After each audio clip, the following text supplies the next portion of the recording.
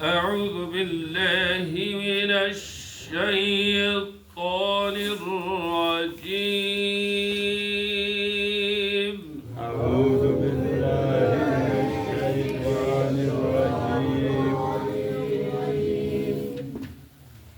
بسم الله الرحمن الرحيم. بسم الله الرحمن الرحيم. سبح لله ما في السماوات وما في الأرض. سبح لله ما في السماوات وما في الأرض وهو العزيز الحكيم. وهو العزيز الحكيم. يا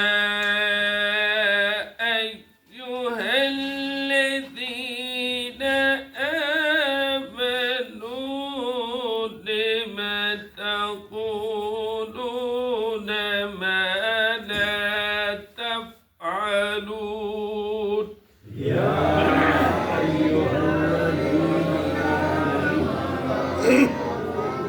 لم تقولون ما لا تفعلون. كبر مقتا عند الله أن تقولوا ما لا تفعلون. كبر مقتا عند الله أن تقولوا ما لا تفعلون.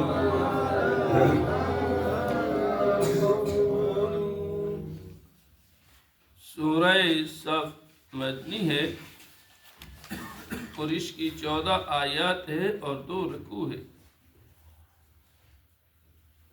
اور مدنی سورت ان صورتوں کو کہا جاتا ہے کہ جو حضور کریم صلی اللہ علیہ وآلہ وسلم کی ہجرت کے بعد نازل. ویسے ترتیب نزول کے اعتبار سے سورہ صف کی 109 نمبر ہے، یعنی اس سے پہلے نزول کے اعتبار سے 108 صورتیں نازل ہو چکی. اور اس صورت کے شان نزول میں مفسرین نے لکھا ہے کہ حضرت عبداللہ ابن سلام رضی اللہ تعالی عنہ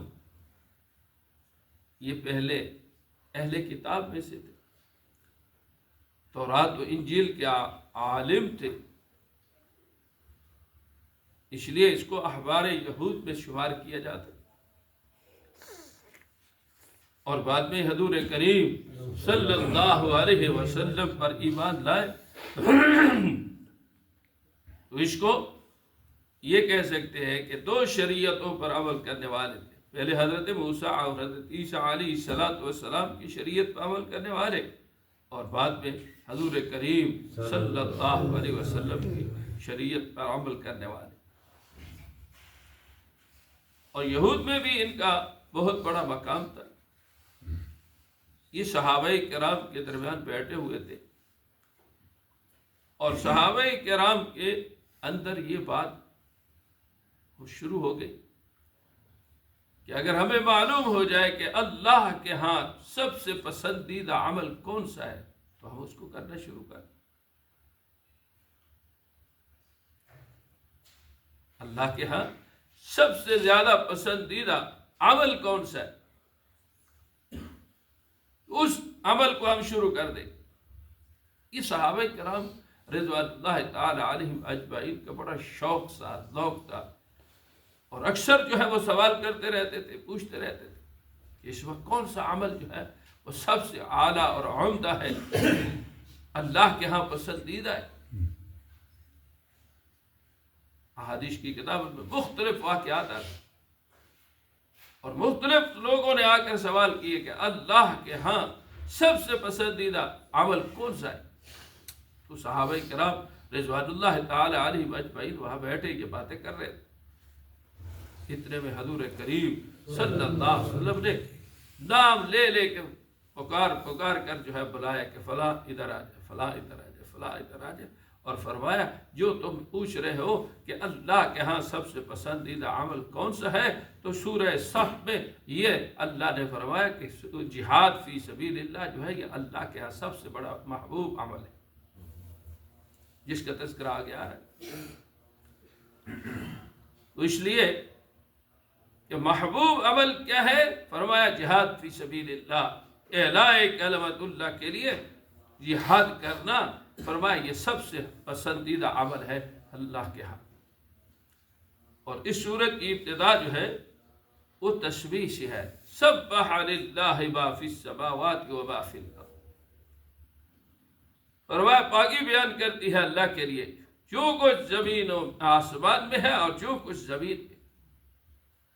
زمین و آسمان اور جو کچھ اس میں ہے، چاہے اس کا تعلق جو ہے انسانوں سے ہے، چاہے اس کا تعلق فرشتوں سے ہے، چاہے اس کا تعلق جنوں سے ہے، چاہے اس کا تعلق جو ہے حیوانات سے ہے، نباتات سے ہے، جمادات سے ہے، حتیٰ کہ بے جان بے روح چیزیں بھی اللہ کی تسبیح بیان کرتی۔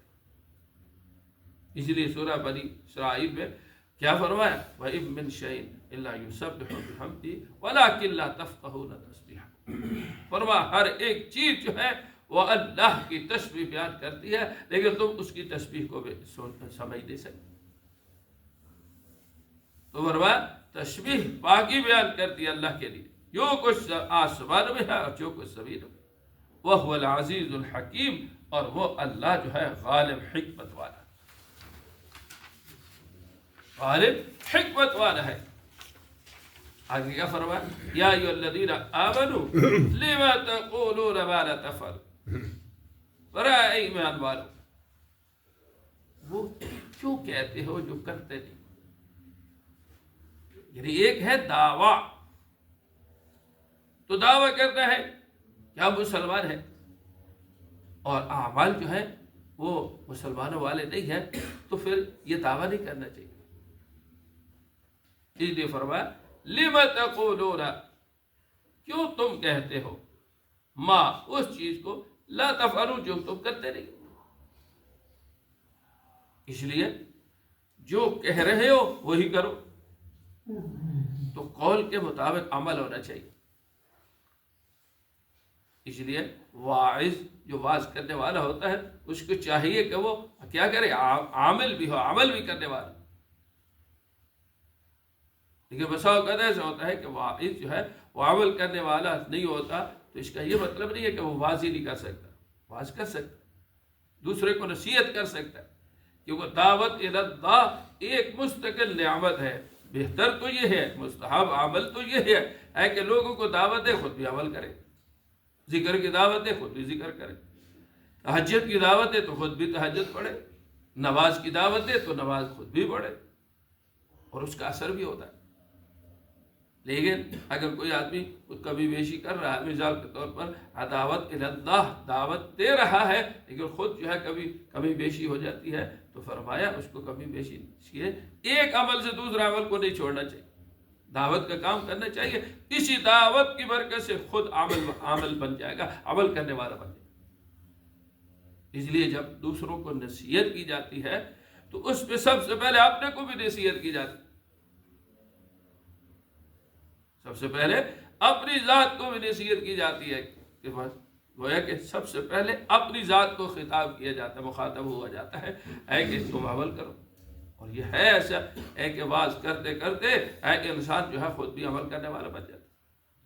اس لیے نماز کی دعوت دیتے رہو گے تو خود بھی نمازی بن جاؤ گے، اور روزے کی دعوت دیتے رہو گے تو خود بھی روزے دار بن جاؤ گے، ذکر کی دعوت دیتے رہو گے خود بھی ذاکرین میں شمار ہو جاؤ گے۔ تو فرمایا ہاں وہ آدمی جو دعویٰ تو کرتا ہے، عمل نہیں کر رہا اور دعوت بھی نہیں دے رہا، پھر اس کے لیے وعید بھی بہت سخت ہے۔ اس لیے معراج کی رات حضور کریم صلی اللہ علیہ وسلم جب تشریف لے گئے تو ایک قوم کو دیکھا کہ جن کے ہونٹوں کو جو ہے کینچی کے ساتھ کاٹا جا رہا، جن کے ہونٹوں کو کینچی کے ساتھ جو ہے کاٹا جا رہا ہے، تو حضور کریم صلی اللہ علیہ وسلم نے حضرت جبریل علیہ السلام سے پوچھا یہ کیا ہے؟ تو حضرت جبریل علیہ السلام نے عرض کیا یہ آپ کے امت کے وہ لوگ ہیں جو لوگوں کو دعوت تو دیتے تھے لیکن خود عمل نہیں کرتے تھے۔ یعنی علماء یہ لوگوں کو دعوت دے رہے لیکن خود عمل نہیں کر رہے، تو ان کو یہ سزا دی جائے۔ اسی نے فرمایا لما تقولون ما لا تفعلون، کیوں کہتے ہو وہ بات جس کو تم عمل نہیں کرتے؟ کبر مقتن، بہت بڑی بیزاری کی بات ہے، ناراضگی کی بات ہے، عند اللہ، اللہ کے ہاں، ان تقولوا ما لا تفعلون، یہ کہو تم وہ چیز جس کو نہیں کر سکتے۔ ہاں ایسا ہے کہ انسان میں عمل کی کوتاہی ہو جاتی ہے، سستی ہو جاتی ہے، کوشش کرنی چاہیے، کوشش کرتے کرتے جو ہے ایک وقت آتا ہے کہ وہ عمل پر بھی آ جاتا ہے۔ ہاں سستی کو دور کرنا چاہیے، دعویٰ اور ہے اور دلیل کچھ اور ہے، اس لیے دعویٰ بھی ہونا چاہیے، دلیل بھی ہونی چاہیے۔ مسلمانی ہے ہی اسی کی چیز کا نام ہے کہ اس کے قول اور عمل میں جو ہے تضاد نہ ہو، اور یہی تو صحابہ کرام کا کمال تھا کہ ان کے قول اور فعل میں تضاد نہیں تھا، جو کہتے تھے وہ کرتے تھے، جو کرنا تھا وہ کہہ دیتے تھے۔ اللہ اکبر۔ اس لیے حضرات صحابہ کرام قول کے بھی سچے تھے، عمل کے بھی پکے تھے، اس لیے اللہ نے ان کو کیا کہا اولئک هم المفلحون، یہ کامیاب جماعت ہے۔ الحمدللہ والصلاة والسلام على حبیبہ الکریم وعلى آلہ وصحبہ، اللہم صل وعلى آل سیدنا مولانا محمد عبدک ورسولک صلی علی اللهم اغفر للمؤمنين والمؤمنات، اللهم إنا نسألك الهدى والعافية، اللهم إنا نسألك العافية والمعافاة الدائمة في الدنيا والآخرة مسلما